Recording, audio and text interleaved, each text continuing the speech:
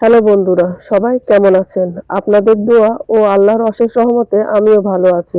আজ নিয়ে আসলাম ধনেপাতার আচার আপনাদের মাঝে শেয়ার করার জন্য। এখানে আমি কিছু ধনেপাতা আর কিছু তেঁতুল নিয়েছি। তেঁতুল বাজার থেকে কেনা, তাই পরিষ্কার পানি দিয়ে ধুয়ে নিচ্ছি। এই দেখেন তেঁতুলগুলো আমি পরিষ্কার পানি দিয়ে ধুয়ে নিয়েছি।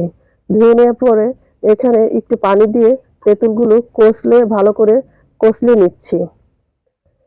আমি আবার একটু পানি দিয়ে ভালো করে কষলে নিয়ে তেঁতুলগুলো যতক্ষণ না ভালো করে কষলানো না হচ্ছে, এই যে দেখেন ভালো করে কষলিয়ে তেঁতুলগুলো আমি আপনাদের দেখালাম। এবার কিছুক্ষণের জন্য ঢেকে রাখবো। কিছুক্ষণ ঢেকে রাখলে তেঁতুলগুলো নরম হয়ে যাবে। আমি পরিষ্কার করা ধনেপাতাগুলো কড়াইতে দিয়ে দিলাম। সম্পূর্ণ ধনেপাতাগুলো কড়াইতে দিয়ে দিচ্ছি।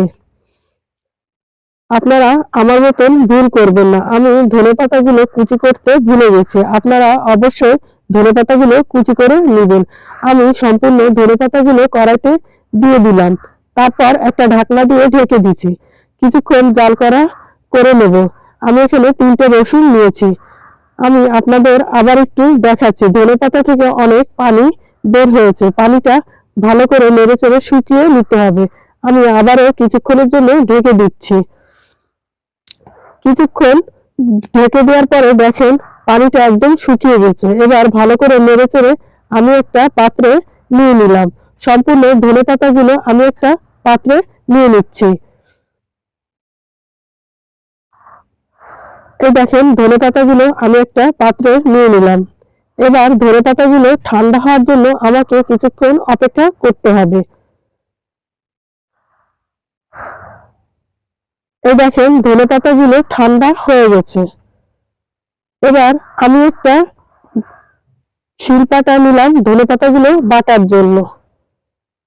আমি ধনেপাতাগুলো শিলপাটাতে বেটে নিচ্ছি। আমার ব্লেন্ডার নেই, তাই শিলে ধনেপাতাগুলো বেটে নিচ্ছি।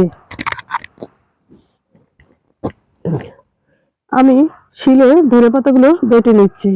আচার বা ভর্তা বেটে খাওয়ার মজাটা অনেক। আমি এখানে ধনেপাতা আচার করতে যে উপকরণগুলো নিয়েছি সেগুলো আপনাদেরকে দেখাচ্ছি। এখানে ধনেপাতা বাটা, তেঁতুলের পুর আর রসুন কুচি, শুকনো মরিচ আর পাঁচফোড়ন নিয়েছি।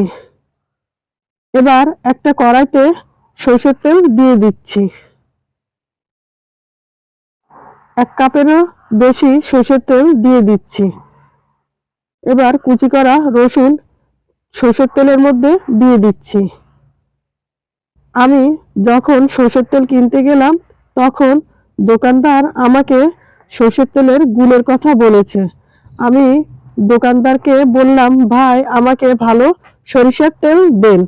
উনি বলল, সরিষার তেল যখন আপনি রসুন দিবেন তখন সরিষার তেল গেজা উঠলে মনে করবেন সরিষার তেলটা ভালো। এই দেখেন সরিষার তেলটা কেমন গেজা হয়েছে। আমি রসুনটা লাল লাল করে ভেজে নিচ্ছি। এবার এর মধ্যে শুকনো মরিচ দিয়ে দেব।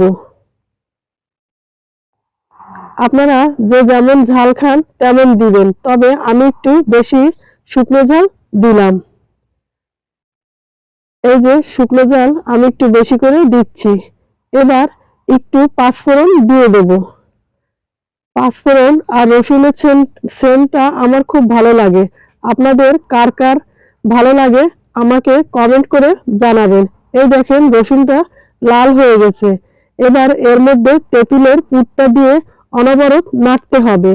আর চুলের আঁচটা হালকা রাখতে হবে। চুলের আঁচটা জোরে থাকলে তেঁতুলের পুরটা পুড়ে যেতে পারে, তাই চুলের আঁচটা কম করে দিতে হবে। আর তেঁতুলের পুর দেওয়ার সাথে সাথে ভালো করে নেড়েচেড়ে নিতে হবে। এই দেখেন চুলের আঁচটা কত কম। আমি ভালো করে তেঁতুলের পুরটা নেড়েচেড়ে নিচ্ছি। তেঁতুলের আর পুর নাড়তে নাড়তে যখন আঠা আঠা ভাব হয়ে হবে তখন ধনেপাতা বাটা দিয়ে দেবেন। ধনেপাতা বাটা দিয়ে অনবরত নাড়তে থাকবেন। ধনেপাতা বাটা দিয়ে নাড়তে নাড়তে দেখবেন সবুজ কালারটা কেমন হয়ে যাবে। আমি ধনেপাতা বাটা দিয়ে ভালো করে নেড়েচেড়ে নিচ্ছি। তবে ভালো করে নাড়তে হবে, ভালো করে নেড়েচেড়ে নিচ্ছি। এই আচারটা আপনি সারা বছর খেতে পারবেন। স্বাদ মতন লবণ দিবেন। তবে আচারের স্বাদ আরো দ্বিগুণ করার জন্য হালকা একটু চিনি দিবেন।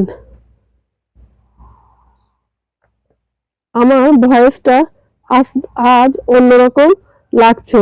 আমার একটু শরীরটা খারাপ। যদি আমার ভিডিও আপনাদের ভালো লাগে তাহলে আরো ভিডিও বানাতে আমাকে সাহায্য করবেন আর অবশ্যই আমার পাশে থাকবেন।